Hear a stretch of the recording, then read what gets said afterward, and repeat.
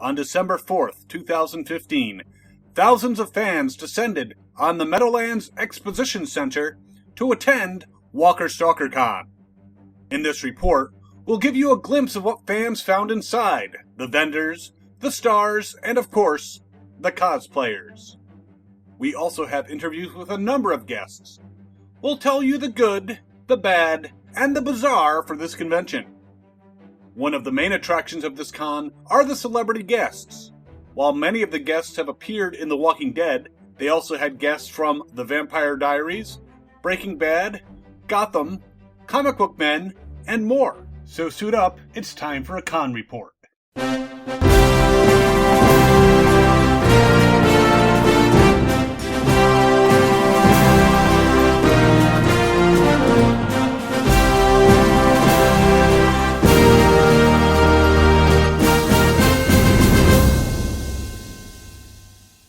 So the first day of the con, Friday, was a pretty laid-back day. Not all the guests had arrived, some weren't scheduled to show up until Saturday, but this gave attendees a chance to see all the great collectibles that were available. It also gave us the opportunity to interview one of the cast of The Walking Dead. His character had suffered a tragic death at the end of Season 5, but he was quite happy to see his fellow actors again. It's funny, it's like a reunion, because I get to see old friends. Most of us are dead now. Every time you come to one of these, another couple folks have died. So there's a lot of, we're like in the afterlife here. So So you are The Walking Dead. We are yes, we are. We are The Walking Dead. We also had a chance to speak to Zach Galligan, who's well known for his role in Gremlins and Gremlins 2. He spoke to us regarding the rumors of a continuation of that series. Where'd you hear that rumor? The internet, which it must be true. Was it on the internets? Well, you know, it's funny because a lot of stuff really just started exploding over this last Thanksgiving Day weekend. And I was basically just repeating what Chris Columbus said in April, which is that the next Gremlins movie, which is already planned, is in no way, shape, or form going to be a remake because he's adamantly opposed to remaking it. So if it's not a remake, then what is it? The only thing it can be is some sort of continuation. Logic dictates that. Another great interview was RJ Mitte, who played Walt Jr. in Breaking Bad. It was a pleasure to speak to him, and we found out he was a quite inspirational person. I speak and talk to universities, companies, and quite a few different organizations on diversity in the arts and media, turning a disability into ability, anti-bullying, the manipulation of fear, and the importance of being a leader. And I'm in the middle of shooting a movie called Triumph right now. We have 6 days left of filming. It's about high school wrestling and a character that really wants to and wants the opportunity and fights for that opportunity. I have a movie a mini-series that I was a part of called Gods and Secrets with Adi Shankar's Gods and Secrets, which I'm really excited that to play on gods and heroes, so it's going to be a really good twist, and I'm excited that I'm a part of that. There were also some impressive undead cosplayers wandering around the con, and there were even a few places where you could become undead yourself.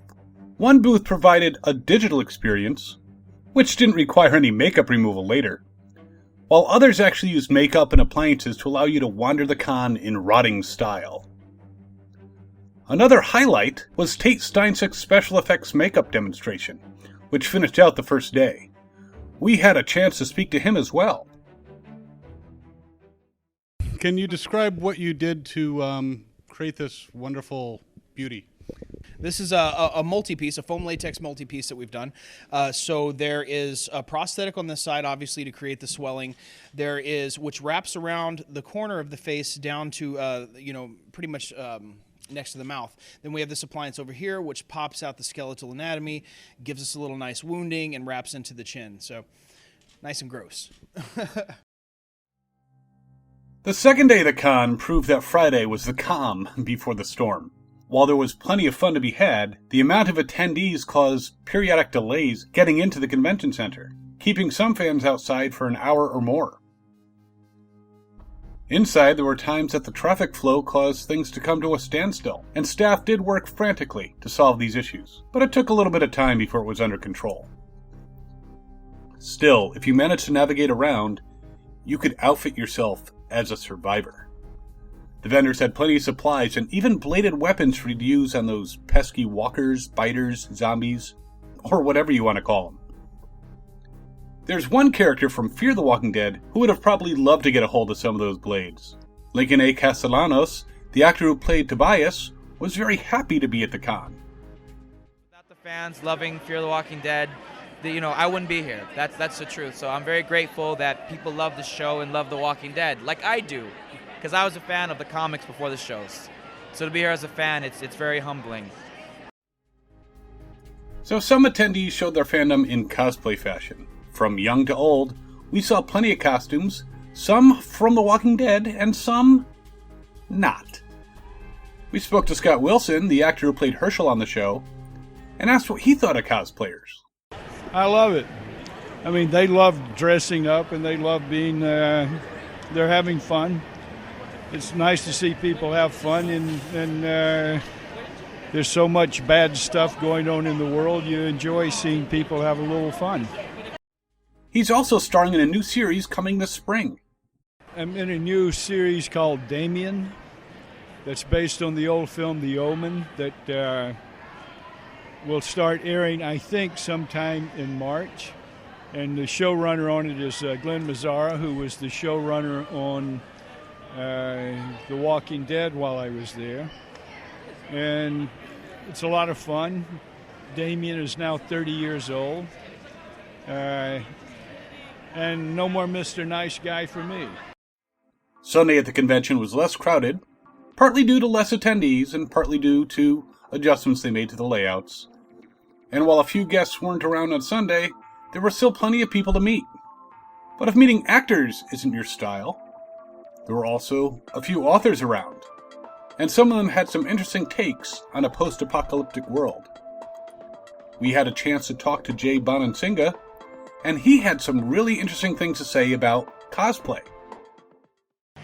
The association sometimes at cosplayers sometimes bring accessories and cool attitude and stuff that was never in the original archetype, the original character, and that's the beauty of cosplay. Cosplay has its own flourishes, and I will bet you, I'll say this in closing, I'll bet you cosplay is so important to the Walking Dead creative teams that it goes back the other way, and cosplayers, the best of them, might influence the future of the characters themselves. So one of the big stories out of this convention was the fan who bit Norman Reedus. That's a sure way to get kicked out and banned for life.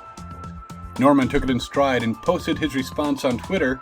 I'm sure he won't forget this fan or the numerous memes this incident generated. Here's a quick con tip. Don't bite celebrities, or anybody, without their permission.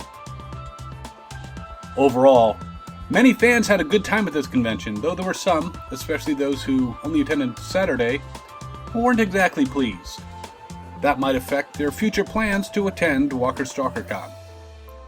Hopefully next year, Walker Stalker can work with the venue to head off these problems, or maybe even find a different venue to accommodate all the thousands of fans who want to attend. I would still definitely recommend this convention. I had a good time. Would you recommend it? Leave your comments below and let us know what you think. And as always, have fun and cosplay on. We hope you enjoyed this con report. Please leave us some comments below and don't forget to like and share. We also have full videos of our guest interviews from this con, so be sure to check those out.